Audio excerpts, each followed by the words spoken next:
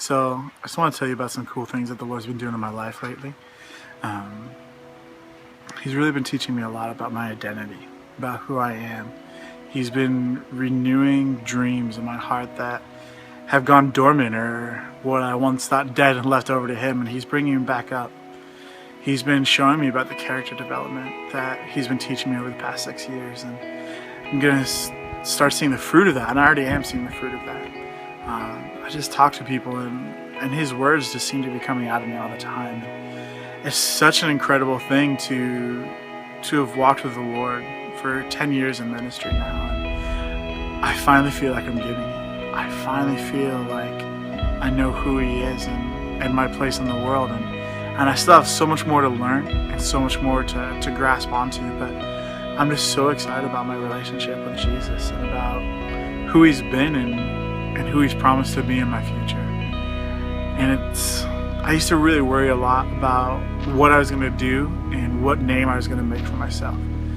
I think it's maybe something a lot of us go through at some point. And I'm just kind of starting to stop caring and just be free to be who I am, to be who He's created me to be. And it's so beautiful. I've learned what it is to walk with Jesus, to be loved by Him and to love Him back. And that's all it is. That's all life is. And what we do and where we go, it's just an adventure from there. It's just about being with someone that loves you, that you love back, and that respects you, and that you respect back. And that it's so wonderful to live this life with Jesus. So another thing I've been learning about since being here is my role in intercession, and how to hear God's voice, how He speaks to me, and what my role is, and what He wants to speak over a situation.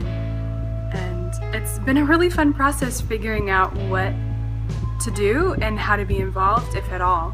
And one example of it was I was going to the pharmacy and I overheard some mom and daughter fighting outside, and I didn't know what to do, so I just kind of prayed, and I waited, and I think I was buying nail polish.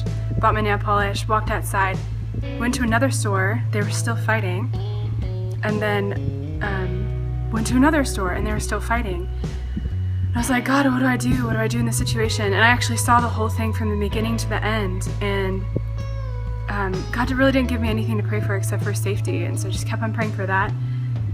And on my way home, I had to walk straight through, and by that time the mom had left, and I had this overwhelming feeling that I needed to give her a hug. I went up to her and I had my arms out, and in French I was like, can I give you a hug? Can I give you a hug? And she cried and ran. And it's not what I wanted out of the situation. I really wanted to give her a hug, but I just sat down a little further away, and I just prayed. I'm like, God, what do I say? What do I want to do? And He's like, that's all. I just wanted you to offer to give her a hug and to share my love, and to pray the opposite spirit over the situation and over the area. Bring peace and love and family and joy. And so I'm just recognizing and trying to understand like the urges, and it's been fun to figure out what God is saying and how He's moving and speaking.